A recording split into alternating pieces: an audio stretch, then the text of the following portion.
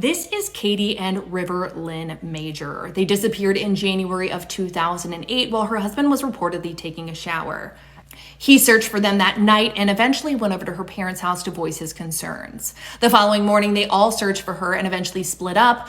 And then Erin called her mom and said that he'd heard a radio broadcast that a person and young child had been hit by a train off of Oakley Road in Berkeley County, South Carolina. She headed over to the area and did find unmarked vehicles. They were police vehicles, and she learned that Kadie and River's body had been found there earlier that morning. Kadie by the train tracks and River floating in a pond about 100 yards away.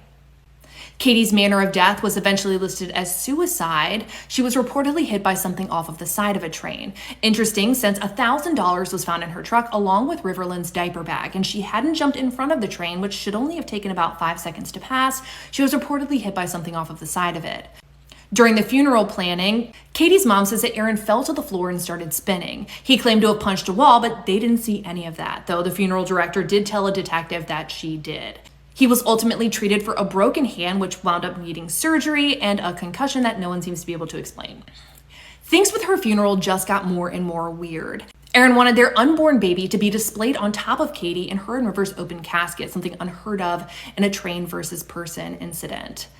On top of that, during their funeral, her uncle told 48 Hours that he was seen eating McDonald's in the front pew in front of their casket and drinking out of a big McDonald's cup. Following the funeral and the time after, things would go missing and show up on their grave and memorial. A video from inside Erin's home showed a table set for 4, including baby food and a bib on a high chair and a pillow underneath Kadie's side of the bed, almost making it look like somebody was under there. On top of that, at the memorial where their bodies were found, an old naked baby doll was found with a hole in it. Eventually, 48 Hours picked up this case and a new sheriff came into town and reopened it. He named Erin as a suspect and verified that that news broadcast had never happened. The news broadcast that he called her about that led her to their bodies. Kadie's manner of death has never been changed and her family is still fighting for justice. For more details on this case, check out Big Mad True Crime. This is Kadie and